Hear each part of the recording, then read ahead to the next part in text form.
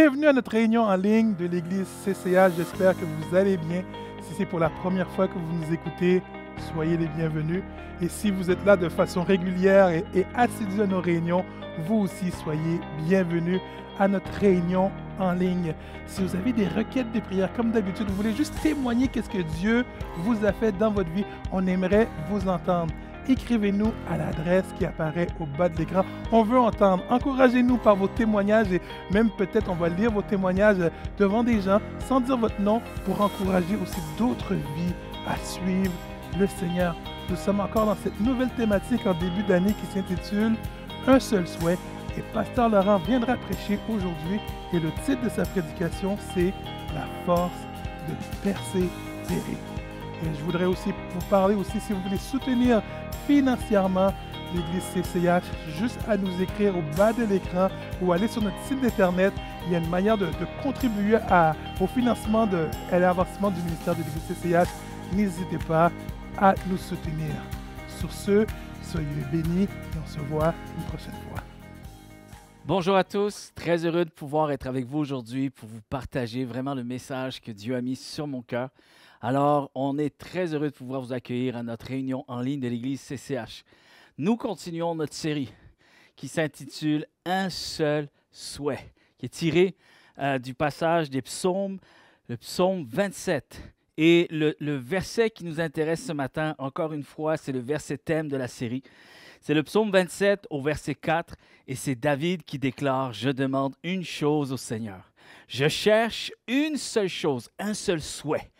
Habiter la maison du Seigneur tous les jours de ma vie. Là, je veux admirer sa beauté et le contempler dans son temple. » Et ici, David, il y a toutes sortes de vérités que nous avons pu voir jusqu'à maintenant à travers les derniers messages de cette série. Et il y a beaucoup d'autres vérités que certainement on n'aura pas le temps de tout voir. Ce que Dieu veut nous dire à travers ce seul verset, parce que lorsqu'on le prend dans le contexte du chapitre complet, c'est incroyable, toutes les merveilles, les beautés, les richesses qui en ressortent. Mais une des choses ici que j'aimerais soulever avec vous, c'est la notion de la persévérance. David ici nous parle de persévérance. Dieu nous parle de persévérance à travers ce que David déclare ici. C'est pour ça que le titre de mon message aujourd'hui s'intitule « La force de persévérer ». Et j'hésitais entre le mot persévérance et le mot continuer, la force de continuer ou la force de persévérer. Et j'ai transféré au mot persévérance parce que je crois que le mot persévérance amène ici un ton plus prononcé. L'importance de continuer, oui, mais justement en ayant la notion de la persévérance. Et qu'est-ce que c'est la persévérance? Pour moi, j'ai une devise, j'ai un principe qui rentre dans la notion de la persévérance. Vous savez, la persévérance, pour moi, c'est quelque chose qui ne s'apprend pas dans les livres. Pour moi, la persévérance, c'est quelque chose qui s'apprend en plein vol. Vous savez, la notion ou l'exemple d'un avion. Plusieurs fois, j'ai voyagé. Pour ceux qui ont voyagé, vous savez peut-être, vous allez vous y retrouver, c'est un peu similaire. Mais plusieurs fois, j'ai voyagé et il y a toujours un même sentiment, c'est quand on rentre à l'intérieur et qu'il y a encore des gens qui rentrent, il y a des passagers qui ne sont pas encore arrivés et tout ça. Donc, l'avion est à l'arrêt. On entend juste le moteur, mais toutes les portes sont ouvertes.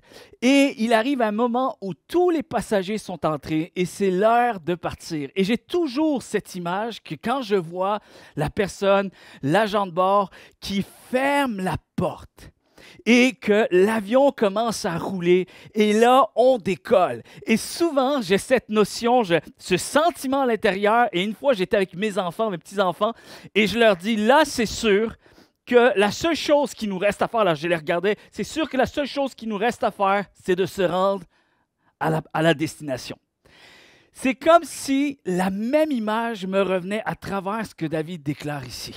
C'est comme si on rentre dans l'avion et il n'y a plus de sortie possible.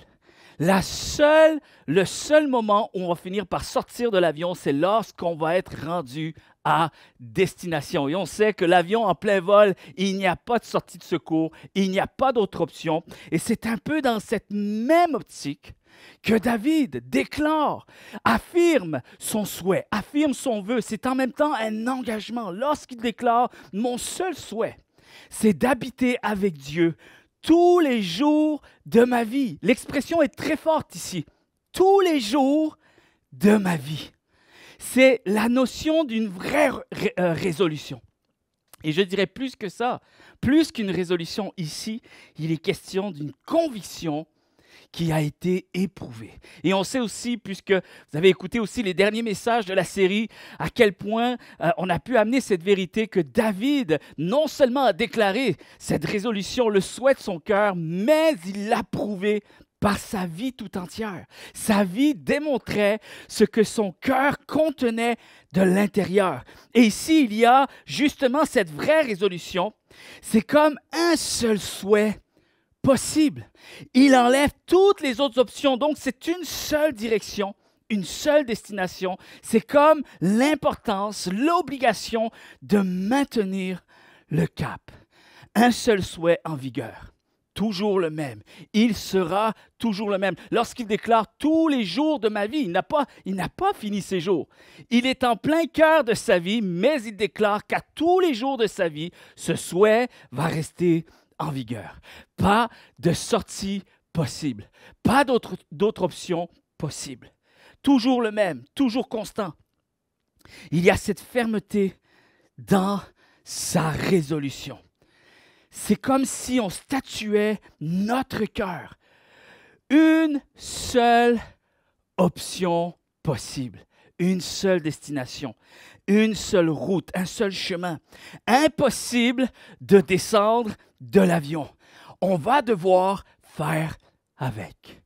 Et c'est dans cette perspective que j'aimerais que nous puissions saisir ce message. Non seulement un message de Dieu, mais David, ce qu'il contenait dans son cœur, c'est comme s'il déclarait non seulement à son âme, mais il déclare aussi à Dieu, « Je vais te suivre et on va faire avec ça. » Il n'y a pas d'autre chose qui me trotte dans la tête. Il n'y a qu'une seule voie, qu'une seule avenue possible, c'est celle d'habiter tous les jours de ma vie avec toi, Seigneur. C'est la notion de rester avec Dieu, quoi qu'il arrive. Quoi qu'il arrive.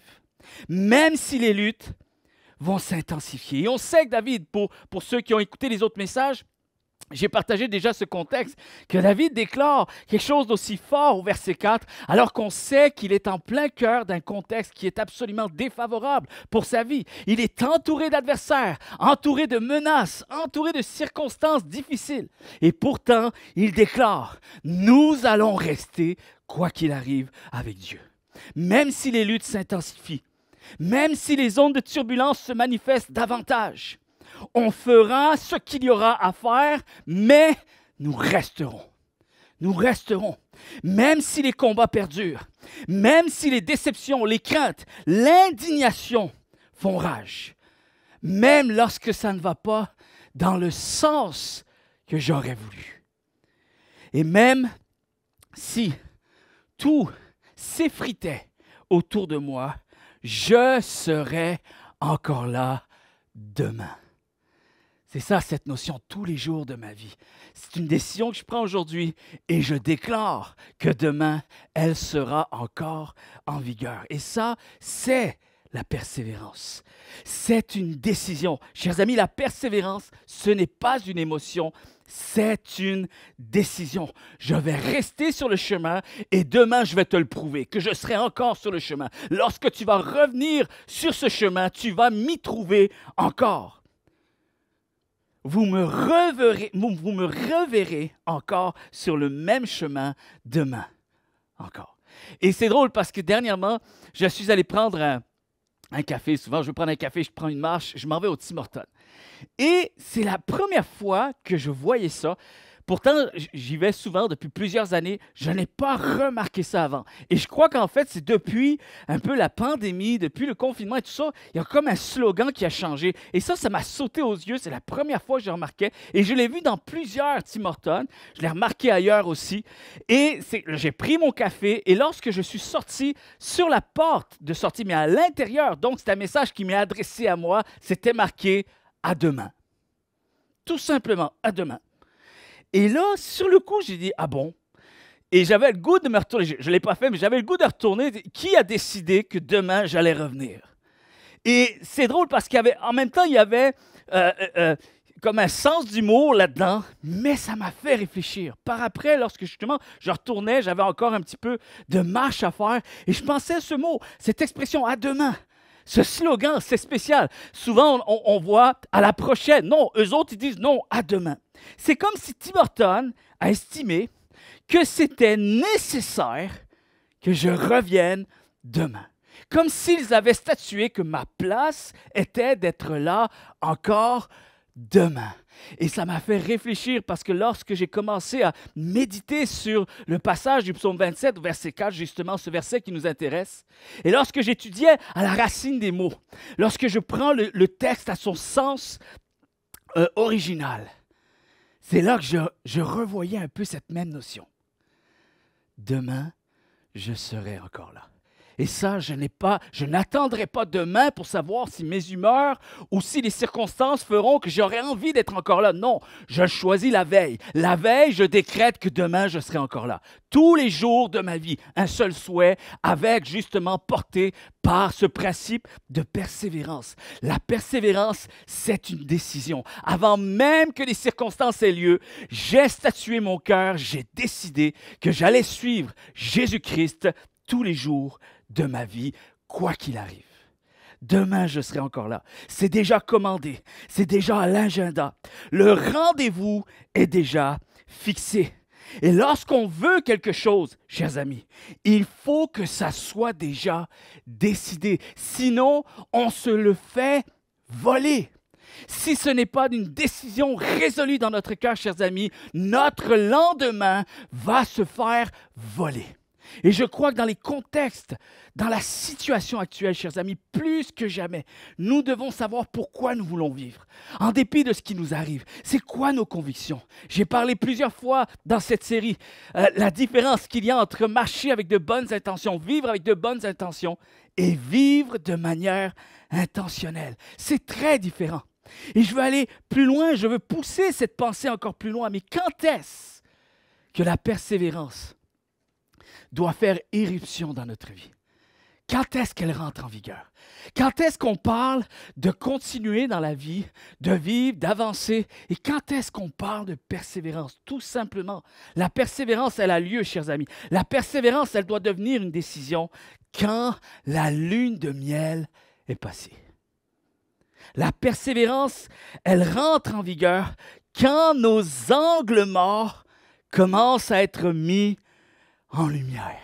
Vous savez, quand les premières heures sont passées, quand le début, le beau début est passé, quand ça paraît, chers amis, que nous trouvons ça difficile, c'est là qu'il y a une prise de décision à faire. C'est là que la persévérance doit être décidée et ne pas choisir de fuir. Si ce n'est pas une décision, nous allons choisir de fuir parce que nous allons laisser nos instincts, nos humeurs, nos pensées venir nous voler notre lendemain avec Dieu, avec ses promesses, avec toutes nos résolutions que nous portons depuis maintenant plusieurs années. Nous risquons de se faire voler notre lendemain avec Dieu. Et même, je dirais que pour certaines personnes qui nous écoutent en ce moment, peut-être que ta foi est en jeu à travers ce message. Nous devons prendre la résolution de ne pas fuir. Et pourtant, pour ne pas fuir, chers amis, il va falloir que nous prenions la résolution de persévérer. Tout simplement. C'est très simple ce que je dis en ce moment, mais c'est important. C'est la seule manière de s'assurer que nous n'allons pas abandonner la course. Chers amis, laissez-moi vous dire une chose avec amour et compassion. Et c'est probablement une loi très simple. Qu'est-ce que je veux dire? Un principe très, très simple. Mais vous serez d'accord avec moi que c'est trop facile d'être là seulement quand c'est facile. C'est trop facile d'être là seulement quand les choses avancent par elles-mêmes. Chers amis, c'est trop facile de quitter quand ça demande plus d'efforts.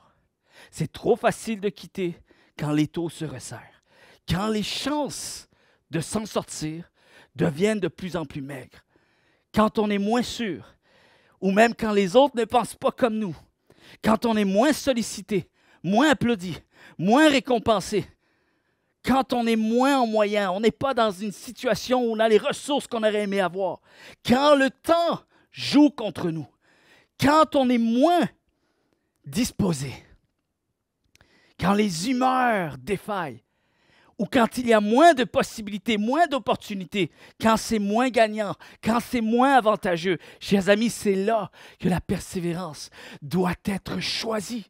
Et on ne peut pas juste attendre qu'il y ait une émotion ou un sentiment de persévérance. Non, la persévérance, il va falloir qu'on aille la chercher, qu'on aille la placer au milieu de tout. Et cette persévérance va faire en sorte que nous allons tout simplement continuer. On va rester là. On va avancer encore. On va rester sur le même chemin. Demain, vous allez revenir et vous m'y verrez encore. Je serai encore en marche. Je vais continuer d'avancer quoi qu'il arrive. Quoi qu'il arrive. L'importance, chers amis, de continuer quand c'est difficile. Pourquoi? Pourquoi c'est important de continuer quand c'est difficile? Je sais qu'on passe des temps où tout le monde a son lot de défis. On vit la pandémie, on vit les circonstances. Et chers amis, laissez-moi aussi vous dire qu'il y a certaines personnes qui n'ont pas attendu que la pandémie arrive pour souffrir, qui souffraient déjà. Et il y a d'autres combats, il y a d'autres luttes, il y a d'autres épreuves qui s'appellent autre chose que COVID, ou confinement, ou dépouillement de ressources. Mais lorsque je pense à tout ça, ce message s'adresse à tous et chacun. On a tous besoin d'être confrontés à un tel message un jour ou l'autre, parce qu'un jour ou l'autre, les circonstances deviendront plus difficiles. C'est la vie, c'est comme ça. Et pourquoi l'importance de continuer quand c'est difficile? Parce que, j'ai pour dire ceci, que ce n'est pas sur le chemin le plus large et le plus spacieux. Ce n'est pas sur le chemin toujours confortable et le plus élogieux que se trouvent nos meilleurs avancements. Ça, j'ai remarqué ça. Et également, j'aimerais vous dire que nos plus grands accomplissements, nos plus grandes saisons de croissance, nos plus beaux témoignages, et je dirais ici, la meilleure version de nous-mêmes se trouve sur le chemin le moins fréquenté. Aussi étrange que cela puisse paraître, en tant qu'être humain, j'ai assez étudié ma vie. Je regarde aussi, je parle avec des amis, j'étudie l'histoire de l'homme, j'étudie l'histoire de l'Église, je regarde aussi à l'être humain à travers les récits des Saintes Écritures. Et cette vérité fait toujours irruption, elle est toujours en vigueur, elle est là, elle est toujours aussi vraie. Ce n'est pas sur le chemin le plus spacieux, le plus large, le plus glorieux, le plus élogieux que nous apprenons le plus de choses. Ce n'est pas là que nous réussissons à grandir le plus. Et ce qui est assez fou aussi en tant que chrétien, on doit le savoir. Pourquoi? Parce que Dieu le sait. Dieu le sait. Dieu sait cette réalité. Dieu n'est pas celui qui prend plaisir à nos souffrances. J'aimerais vraiment que l'on soit au clair avec ça. Dieu n'est pas celui qui est indifférent parce que nous traversons. Dieu n'est pas celui qui prend plaisir à nos douleurs. Mais il est celui qui connaît les enjeux d'une vie sur terre. Il est celui qui connaît parfaitement les enjeux de chaque circonstance. Il est celui aussi qui connaît les enjeux de notre nature humaine. Et étrangement, l'être humain, de par sa nature, si ce n'est pas par Dieu qui donne un coup de main pour pouvoir s'améliorer, pour pouvoir grandir, pour pouvoir approfondir nos valeurs, notre foi, ce que nous vivons avec les autres, d'avoir une vie plus significative, plus vraie, moins superficielle. C'est certain que ça ne viendra pas de nous. De nous-mêmes, on préférera rester dans ce qui est confortable. La nature humaine va choisir ce qui est le plus facile. Et Dieu connaît trop les enjeux d'une foi qui se refroidit parce que justement, nous ne sommes plus dans une sphère ou une dimension de vie qui nous amène à quelque chose de plus profond, d'être enrichi par des valeurs profondes. Et j'aimerais développer cette pensée à travers ce message. Dieu connaît trop les enjeux. Il sait qu'un chemin plus étroit est préférable parfois pour l'être humain. Il sait qu'un chemin plus difficile est parfois plus glorieux. Et concernant l'épanouissement de la foi des grands héros de la Bible, je méditais là-dessus, concernant également l'épanouissement de l'accomplissement des rêves que Dieu avait fait pour leur vie. Et lorsqu'on voit tout ce que Dieu a fait à travers cette personne, il faut admettre une chose. Et soyons aussi honnêtes envers nous-mêmes. Prenons le temps d'étudier notre vie et probablement que nous allons voir que peut-être dans les moments les plus difficiles de notre vie, c'est là que nous avons été au plus proche de nous-mêmes. De par notre véritable nature, notre véritable identité. Mais il faut admettre une chose à travers les personnages de la Bible, chers amis, que les épreuves ont réussi là où le confort, la facilité et l'abondance immédiate ont échoué. Et ça, c'est quelque chose qui me tient particulièrement à cœur de vous dire aujourd'hui. Ce message m'a traversé également, il me traverse encore. Et je pense aussi, là, comme exemple, un peu comme mes enfants. Vous savez, des fois, mes enfants sont frustrés lorsque je suis un petit peu plus dur, sévère sur l'éducation, sur certaines choses qu'ils font, et je voudrais leur apprendre un peu les conséquences de ce qu'ils font. Alors, parfois, il faut mettre des conséquences pour qu'ils retiennent un peu la leçon. Et des fois, mes enfants me disent, « Papa, tu es dur quand même, tu es dur. » Et là, je vois qu'ils ne sont pas contents. Ils gardent un peu leur émotion. Ils auraient envie de sortir d'autres mots, mais bon, je suis le papa, ils font attention, il y a du respect. Et je sais que parfois, ils sont mécontents. Et parfois, peut-être même, ils peuvent me détester. Ils peuvent avoir une pensée, je l'haïs mon père, je l'haïs mon père. Et une fois, j'ai une discussion avec mes enfants. Et un de mes fils m'a dit, « Papa, t'es dur quand même. » Et je leur ai dit ceci. J'ai dit, « Je suis passé par là aussi. Et parce que je suis passé par là, j'ai goûté aux bénéfices que j'ai reçus. Peut-être pas tout de suite, mais avec le temps, avec les années. Moi aussi, j'ai haï ma mère pour l'encadrement que je trouvais trop sévère. Je trouvais que j'étais un esclave à la maison, mais ce n'était pas le cas. Mais c'est comme ça que je le percevais. Et aujourd'hui, je l'en remercie. Alors peut-être aujourd'hui, vous êtes mécontents. Je dis ça à mes enfants. Peut-être que vous m'haïssez, vous me détestez, mais croyez-moi, un jour, vous me remercierez. Pourquoi? Parce que non seulement la vie l'enseigne, mais aussi il y a le témoignage. Ma vie personnelle, je ne peux redonner que ce que j'ai reçu. Et si j'ai goûté aux bénéfices d'un chemin plus douloureux, alors il va falloir aussi que nous soyons assez vrais, assez honnêtes pour pouvoir encore marcher dans cette réalité. Et surtout ne pas cacher cette vérité, parce qu'il y a de grandes bénédictions en arrière d'un chemin qui est peut-être plus étroit aujourd'hui, qui est peut-être plus difficile, plus resserré, qui nous inconforte, qui nous frustre peut-être, qui nous déçoit, qui nous amène toutes sortes d'émotions difficiles et désagréables, mais qui vient avec une opportunité extraordinaire, de grandes bénédictions qu'aujourd'hui on ne voit pas, mais que Dieu fera à travers un chemin plus étroit et plus difficile. Cette notion, chers amis, d'une opportunité de grandir dans notre foi et dans notre relation avec Dieu de manière exponentielle. J'ai trop d'estime pour le chemin douloureux. Et non seulement autant que j'étais jeune, je pouvais me plaindre pour toutes sortes de choses, probablement avec une notion de caprice. Mais le parcours que nous avons eu en tant que famille, en tant que foyer avec mon épouse, et tout ce qu'on a pu vivre dans le passé, ça n'a pas seulement été de saisons parsemées de saisons extraordinaires. Il y a eu des moments de douleur. Il y a eu des moments de larmes. Il y a eu des moments de tristesse. Il y a eu des moments de questionnement. Et chers amis, lorsque je vois ce que ça a produit, je suis un témoin de ce que le chemin difficile peut produire comme bénédiction. Aujourd'hui, j'ai trop d'estime pour le chemin douloureux, pour laisser passer l'occasion, cette opportunité, surtout au travers de ce que l'on vit actuellement, pour laisser passer l'occasion d'enseigner des vérités essentielles à propos du cœur de Dieu, au cœur de ce qui est difficile. Il y a cette idée ici, cette nécessité. C'est presque inévitable. C'est cette idée d'introspection. Vous savez, l'introspection, c'est lorsqu'il s'agit de nous et de personne d'autre.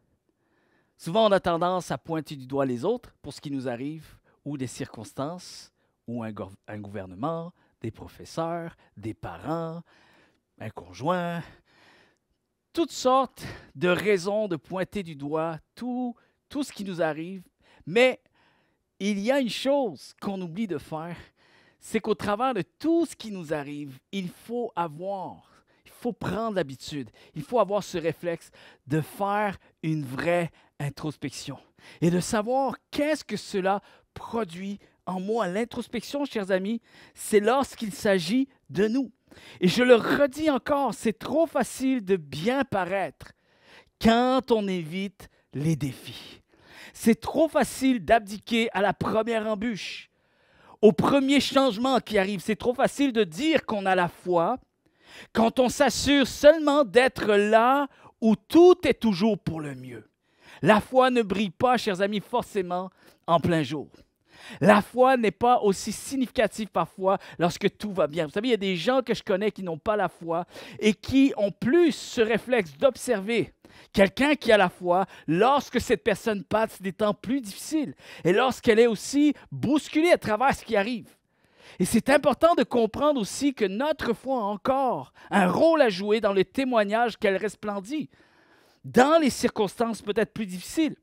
Alors c'est trop facile de bien paraître quand on refuse d'affronter la vie de face, quand on évite la confrontation, lorsqu'on refuse qu'il s'agisse de nous. Parce qu'en réalité, il s'agit toujours de nous. Toujours. La Bible dit que lorsqu'on va paraître devant Dieu, nous aurons bouche fermée, mains et pieds liés. On ne pourra pas faire venir qui que ce soit ou montrer du doigt une circonstance qui ont fait. Voilà pourquoi j'en suis là. Voilà pourquoi les résultats de ma vie. Non, il ne s'agira que de nous.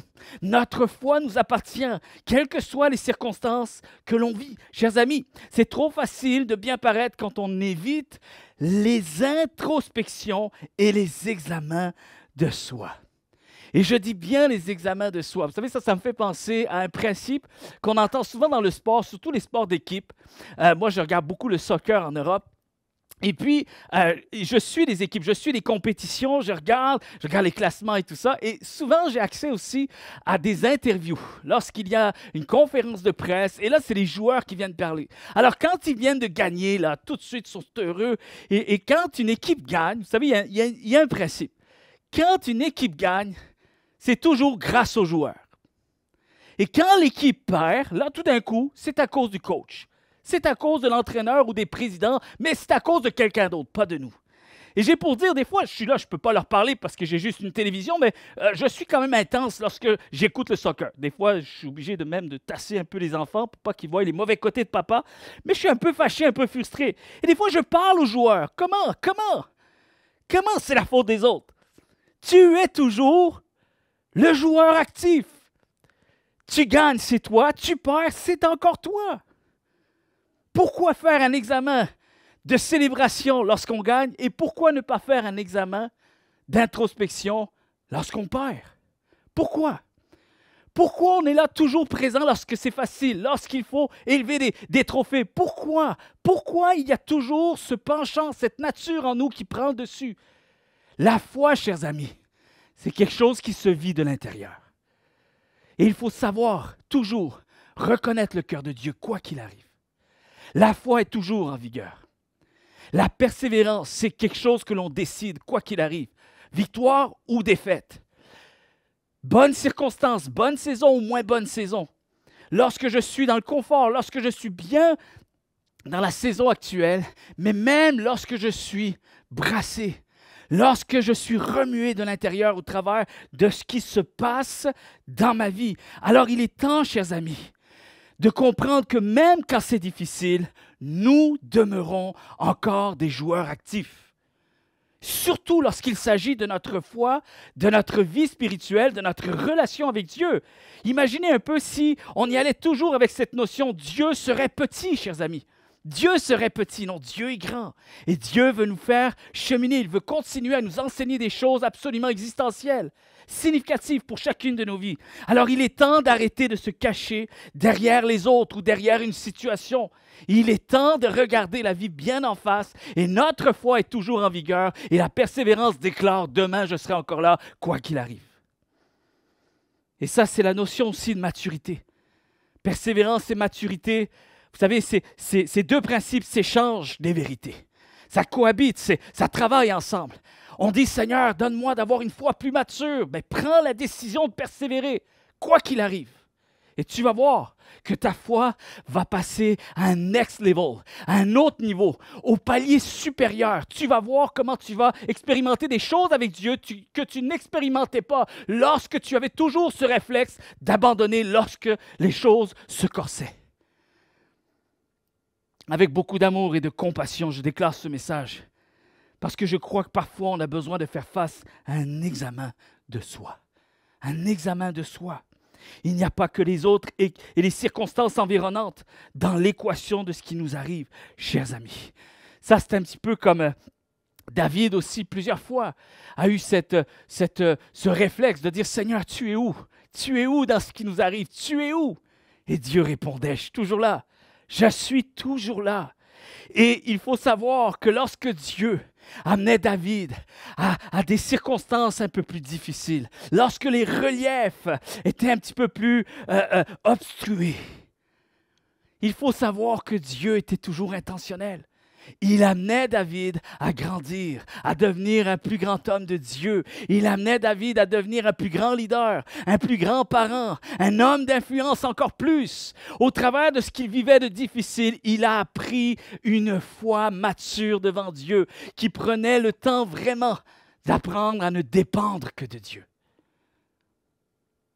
Alors il y a nous aussi dans l'équation. Je fais partie aussi de l'équation. Déclare-le en arrière de ton écran en ce moment. Je fais partie aussi de l'équation. Il n'y a pas seulement que les circonstances qui m'arrivent ou ce que les autres m'ont fait subir. Il y a moi aussi dans les circonstances. Et Dieu prend en compte ma foi. Dans ce qui m'arrive, dans ce qui nous arrive, Dieu prend en compte le parcours de notre foi. Et il faut bien comprendre. Ça, c'est vraiment la maturité de la foi, c'est de comprendre cette réalité. Dans tout ce qui me dérange, Dieu prend en compte encore le parcours de ma foi. La stature intérieure qui est la mienne. Dans tout ce qui me déçoit, dans tout ce qui me blesse, dans tout ce qui me fragilise, dans tout ce qui m'inconfort, il y a encore un Dieu qui prend soin de mon apprentissage, de ma croissance, de ma stature intérieure et surtout aussi de ma transformation. Chers amis, si ce n'est pas Dieu qui y pense, quand est-ce que nous allons penser? Quand est-ce que nous allons penser à notre avancement? Quand est-ce qu'on va se mettre à penser avec vraiment un côté intentionnel à notre croissance spirituelle? Qui va s'occuper de notre maturité de foi? Qui va s'occuper de la croissance de notre foi? Comment allons-nous pouvoir parvenir à une plus grande personnalisation de la nature de Christ en nous? Pourtant, n'est-ce pas notre appel? En tant qu'enfant de Dieu, qu'est-ce que la Bible nous dit en tant que chrétien? Que maintenant notre objectif, l'appel de Dieu pour notre vie, c'est de le connaître, lui, le seul, vrai et unique Dieu. Mais voici maintenant ce qu'il veut faire en nous, c'est nous amener à sa ressemblance, à la ressemblance de Christ. Il veut nous amener à un témoignage, un plus grand témoignage de la personnalisation de la nature de Christ en nous, à sa ressemblance en nous, à l'édification de son cœur, de sa nature dans notre vie, et surtout aussi à la manifestation de son esprit à travers ma vie, de devenir une véritable pierre vivante, un ambassadeur de Christ. Quand les gens me voient, ils vont voir Christ. Il va falloir que quelqu'un s'occupe pour arriver à ce résultat. Il va falloir qu'on prenne conscience que le parcours doit avoir lieu. L'apprentissage doit avoir lieu. Et ce n'est pas dans les meilleures circonstances, les plus confortables, qu'on grandit le plus. Et moi, pour ma part, chers amis, je ne sais pas ce que vous allez choisir de faire à travers un message comme celui-ci. Mais j'ai déclaré à Dieu, Seigneur, prends en main le parcours de ma foi. Même si ça va me déranger. même si ça va faire en sorte que je vais me retrouver dans des situations inconfortables, je ne veux pas oublier que mon seul souhait est de vivre pour Dieu tous les jours de ma vie. C'est ce que j'ai statué au début de ma vie chrétienne et je ne veux pas perdre de vue cette réalité. C'est toujours cette prière qui résonne, qui remue dans mon cœur et je veux continuer à vivre de manière intentionnelle pour le plus grand souhait de ma vie, celui de vivre avec Dieu tous les jours que Dieu me donnera de vivre. Et j'ai bien aimé. Dernièrement, j'ai vu une émission et c'était une artiste, une chanteuse qui était interviewée. Et là, l'animateur l'amène un peu dans des questions pour voir un peu comment tu vis ça, le confinement, et qu'est-ce qui est devenu ta carrière, comment tu t'en sors, il n'y a plus de spectacle, il n'y a plus d'opportunités, plus de carrière. Et ça sonnait très négatif. Puis là, je dis, wow, OK, ça va être difficile. Tu sais, c'est comme tu viens et tu constates encore plus les difficultés de ta vie. Mais là, il y a une grande surprise. Cette chanteuse québécoise, elle a déclaré quelque chose. Et l'animateur était bouche bée. Il n'arrivait plus à... On le voyait, là, il écoutait. Il était juste en admiration de ce qu'il entendait parce qu'il y avait une part de grande vérité là-dedans. Et elle a dit ceci, vous savez, oui, j'ai plus de spectacle, j'ai plus d'opportunités. Peut-être ma carrière est finie ou elle prend vraiment une tangente un peu plus difficile. Je ne sais pas trop un peu ce que je vais faire, mais j'ai découvert une chose pendant la pandémie et tout ce contexte qu'on est en train de vivre. Elle a dit ceci, j'ai découvert que le glorieux se trouvait dans le minuscule. J'ai découvert que le glorieux se trouvait dans le presque rien. Le beau, j'ai découvert le beau dans le presque rien, le magnifique dans le si peu. C'est comme si j'avais traversé un désert et j'en ressors avec de plus grandes richesses. J'ai découvert le beau, le magnifique dans le dépouillement de soi. J'ai écrit les mots. C'est quelque chose, c'est ces mots-là qu'elle a donnés. Et j'ai découvert le beau lorsqu'il ne reste plus que nous. Et je pensais que ça allait avoir un résultat vraiment difficile, compliqué pour ma part. Mais j'en ressors plein d'admiration de ce que quelque chose de difficile peut aussi aboutir à quelque chose d'aussi beau. Et là, l'animateur a dit, mais qu'est-ce que tu veux dire par le beau, le glorieux? Elle a dit, en réalité, je me suis découverte. Vous savez, elle essayait d'expliquer que même une carrière, on se cherche. Dans ce qu'on fait, on se cherche. On court dans tous les sens, on essaye des choses, nouvelles expériences. On veut que les gens nous applaudissent, on veut être aimé, on veut être acclamé, on veut être sollicité. On se cherche en soi. Il y a une quête de vie là-dedans. Elle a dit, c'est fou parce que ce que je cherche, probablement ce que je cherche depuis que je suis tout jeune, on dirait que lorsque tout s'est arrêté, je n'ai pas eu d'autre choix que de faire face à moi-même et je me suis enfin découverte. Et j'ai découvert comment j'étais belle, comment ma valeur était inestimable. Et elle dit ceci, écoutez bien, je crois que j'ai découvert la foi. Et l'animateur dit, qu'est-ce que tu veux dire? Comment est-ce possible? Elle dit, en fait, je crois que je n'ai pas refusé le difficile. Je n'ai pas refusé le chaos, je l'ai accueilli. Et elle dit, je l'ai choisi. Je ne sais pas ce que les autres artistes ont décidé de faire, mais moi, je l'ai choisi. Et on dirait que tout est devenu plus clair. Tout est devenu meilleur. J'ai cheminé avec. Je l'ai installé dans l'équation. Ça, c'est moi qui rajoute ces mots. Je me suis laissé conduire. Parce que j'ai compris. Et autant que je peux rejoindre les mots de cet artiste, je vais vous dire que pour ma part également, j'ai compris que le parcours d'une vie fait partie de l'équation de la découverte de soi. Fait partie de l'équation de la destinée de Dieu pour notre vie. Alors, c'est comme si je rejoins également Jacques. L'apôtre Jacques, dans son épître, Jacques, chapitre 1er, verset 2, et on le voit à travers tout ce chapitre. En fait, Jacques écrit que nous serons exposés à diverses épreuves. Mais voici ce qu'il va dire. Le Seigneur se sert précisément de ces événements pour affermir et approfondir notre foi, nous rendre meilleurs, se révéler plus profondément à nous et nous rendre plus forts et faire de nous un témoignage encore plus resplendissant. Combien croient que c'est ce que Dieu désire, que nous puissions vivre de plus en plus? Parce que l'enjeu, chers amis, c'est notre foi. Et il y a trop d'enjeux pour notre foi pour que Dieu nous laisse tranquille, pour que Dieu nous laisse toujours dans le bon chemin, qu'on ait tout ce qu'on veut, comme on veut. Non, ça ne fonctionne pas comme ça. Pas parce que Dieu veut nous déranger, mais parce qu'il nous aime, parce qu'il est plein de bienveillance. Et je veux finir avec cette phrase à travers ce message. J'aimerais dire à quelqu'un, peut-être que ce message t'interpelle, peut-être qu'il te confronte, peut-être même qu'il te déçoit, qu'il te frustre. Peut-être que tu estimes que c'est un message qui est trop raide, trop difficile, et que tu as le goût de claquer la porte au nez à un message sur la persévérance comme celui-ci. Et j'aimerais te dire une chose, que ce message, il faut savoir être honnête. On le sait quand est-ce qu'il s'agit de nous. Quand est-ce que Dieu s'adresse à nous. Et il n'y a que comme ça que l'on peut trouver le véritable salut en Jésus-Christ. Lorsqu'on reconnaît notre état, lorsqu'on réalise qu'il est temps que Dieu fasse quelque chose dans ma vie. Parce que ce n'est pas en allant dans la direction que moi je veux, totalement, toujours, que les choses vont bien aller. Et il faut savoir constater, chers amis, qu'à un moment donné, là où on a l'intervention humaine a essayé, en fait, l'intervention humaine a échoué, là où seul Dieu peut réussir.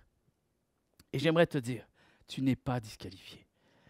Il est encore possible pour toi d'être renouvelé par la grâce de Dieu. Une des choses que l'on doit aimer dans la Bible et en être inspiré, en être encouragé, c'est qu'elle ne cache pas les succès des grands personnages principaux. Mais ce que j'aime surtout, c'est que Dieu n'a pas fait en sorte qu'il cache également les échecs de ces personnages-là. Dieu n'a pas caché le moins beau. Dieu n'a pas caché le côté sombre. Au contraire, il l'a exposé. Il a montré les erreurs, les écarts, les failles, les péchés.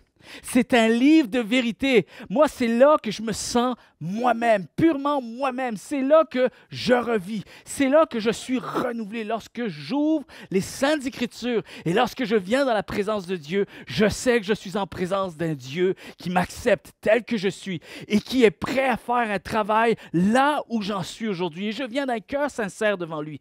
Mais j'aime la Bible. Pourquoi? Parce que c'est un livre de vérité et d'authenticité qui s'adresse à chacun d'entre nous. Et j'aimerais dire, c'est un livre qui parle de nous. Oui, il parle de Dieu. Quelqu'un a dit un jour que la Bible se trouve à être le portrait intime de Dieu lui-même. C'est vrai.